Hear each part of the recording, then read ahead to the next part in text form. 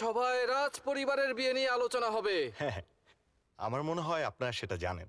শেষ পর্যন্ত হবুরানীর জ্ঞান ফিরে এসেছে। সম্রাট, রাজমহলে তো নানা রকম গুঞ্জন শোনা যাচ্ছে যে জ্ঞান ফেরার পর থেকে আমাদের বাগদত্তা রানী একবারও নিজের মধ্যে নেই। যদি বিয়েটা ঠিকঠাক হয়ে যায়, কিমরাই ক্ষমতা পাবে। দেখা যাক মহারাজ জহুজিনকে কিভাবে দেখভাল করে। আমার তো মনে হয় লড়াই করতে হবে। তারপরেও উইংজোয়ের ভবিষ্যৎ নির্ভর করছে আমাদের জহুজিনের উপরেই। আজ থেকে 200 বছর পরে রিপাবলিক কোরিয়া বসবাস করা পুরুষ আমি। সেখানে একটা পুলিশ আমার পিছু নিয়েছিল। পালাতে গিয়ে আমি সুইমিং পুলে পড়ে গিয়েছিলাম। জ্ঞান আসার পর আমি মেয়ে। পাইন্না ভূতের আছর তার মাথায় ভর করেছে। চন্দন কাঠের ঝাঁজ দিয়ে সেটাকে তাড়াতে হবে।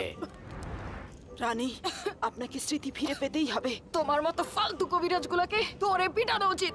এই বাজে ধোঁয়া আমার চোখ নাক মুখ সব বন্ধ করে দিচ্ছে। এই খেলা কি তার মজা লাগছে না? পারো না? চলো।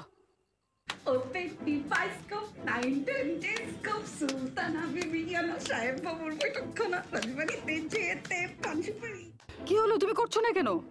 আমি তো করতেই চাই। খেলার কথা শুনে তো আমি মজাই পেয়েছিলাম, কিন্তু তুমি যেভাবে হাত পা ছুটছো সেটা তো বাদররা ছোড়ে। কি করি এখন? এবার আমরা একটা নাচের খেলা খেলি। হ্যাঁ,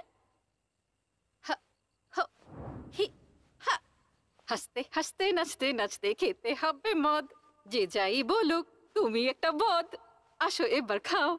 চুক চুক চুক চুক চুক চুক চুক চুক চুক, তাড়াতাড়ি খাও। চুক চুক চুক চুক। তুমি নাচতে চাও নাকি?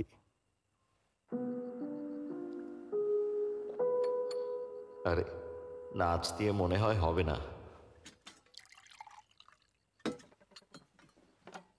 চলো তাহলে শুরু করি।